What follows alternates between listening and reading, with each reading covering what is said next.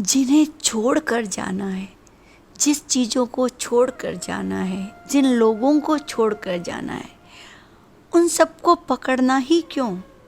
उनके साथ रह लो, जी लो, वस्तुओं का उपभोग कर लो, लेकिन उनमें आसक्ति क्यों। हमारे आसपास दो तरह के लोग रहते हैं। कुछ हैं जो संसार में रहते हैं और संसार में बहुत ज़्यादा आसक्त हो जाते हैं। दूसरे हैं जो संसार को ही छोड़ देते हैं। लेकिन हमें ना ही तो पकड़ना है और ना ही छोड़ना है। छूटने में और छोड़ने में फर्क है। छूटना तो ज्ञान प्राप्ति की, बोध जागरण की निशानी है, सम्यक ज्ञान। तो मैं आज आपको एक कहानी सुनाती हूँ। दो दोस्त एक यात्रा पर निकले। दोनों ही साधु थे, एक थोड़े जवान और एक थोड़े वृद्ध। जो वृद्ध साधु थे वो हमेशा अपने कंधे पर एक झोला लटका कर रखते थे।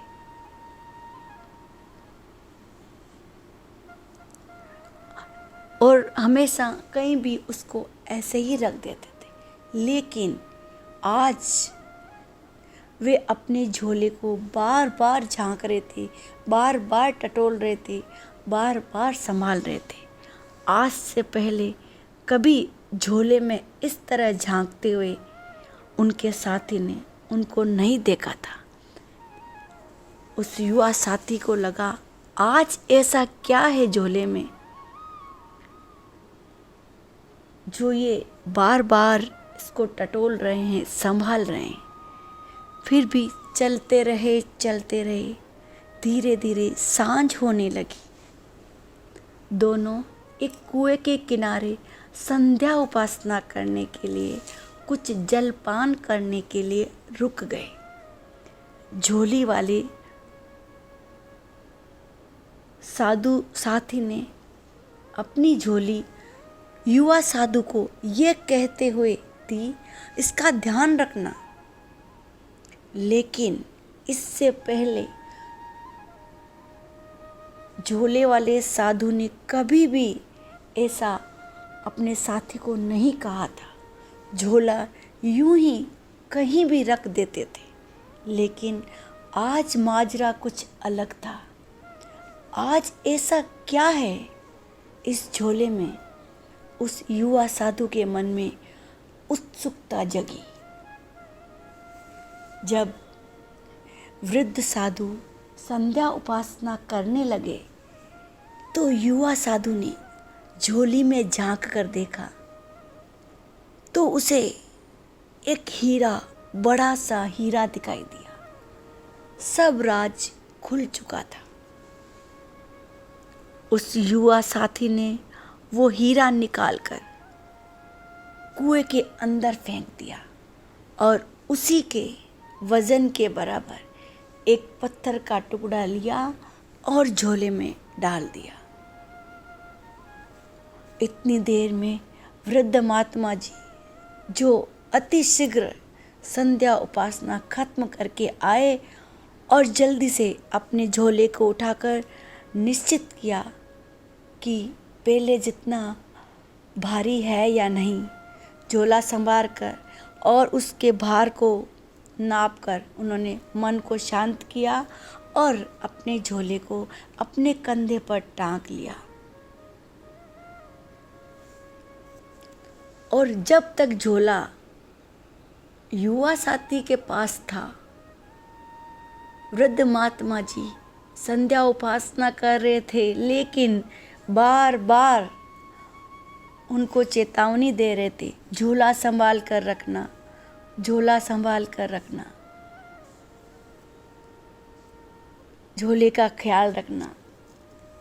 और फटाफट अपनी संध्या उपासना खत्म करके उन्होंने झोले को अपने कंधे पर टांग लिया।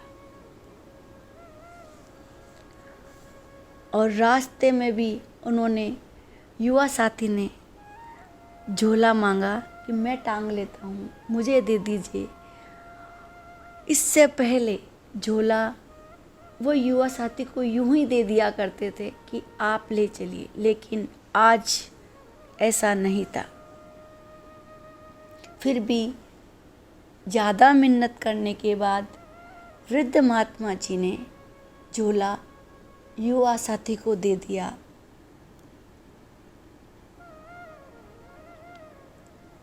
और बोले इसका ख्याल रखना। तो युवा साथी बोले अब चिंता की कोई बात नहीं।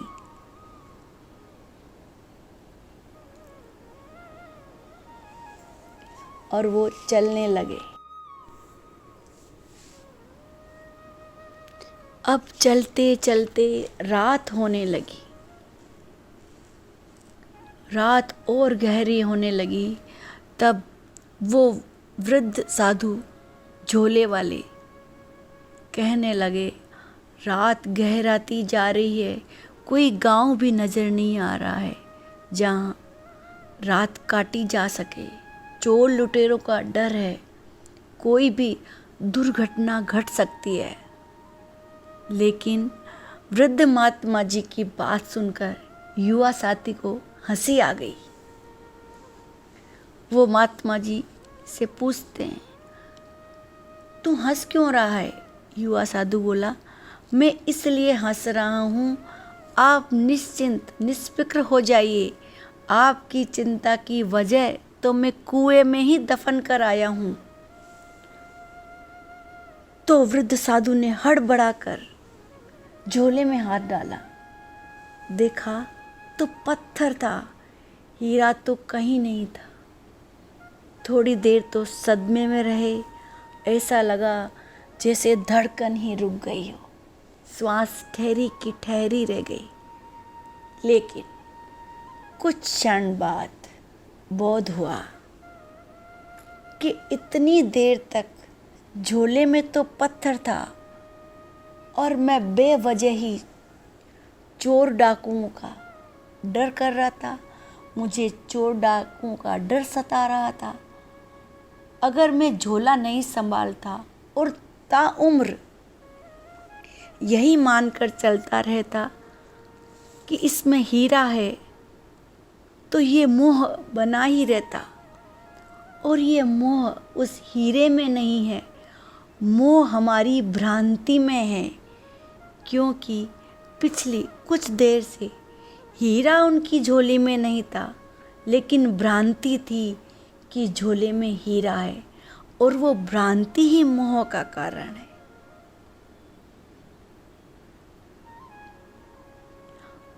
और हमारी आसक्ति हमारे भीतर है, किसी वस्तु, विषय और व्यक्ति में नहीं है। हम ताउम्र आसक्त रह सकते हैं अगर ये भ्रांति बनी रहे, लेकिन जैसे ही पता चला कि वो हीरा नहीं पत्थर है, उसी समय तत्क्षण भ्रांति टूट गई और उन्होंने झोला वहीं गिरा दिया और ठाके मारकर हंसे और बोले अब विश्राम यहीं करते हैं। अब कोई सुरक्षित जगह की, गांव की खोज करने की कोई ज़रूरत नहीं। युवा साथी बोला अंधेरा है, रात गहरी है, चोर लुटेरों का डर है। तो वृद्ध साधु बोले रहने दे, अब कोई फर्क नहीं पड़ता। अपने पास हीरा ही नहीं है तो लूटने वाला क्या लूटेगा।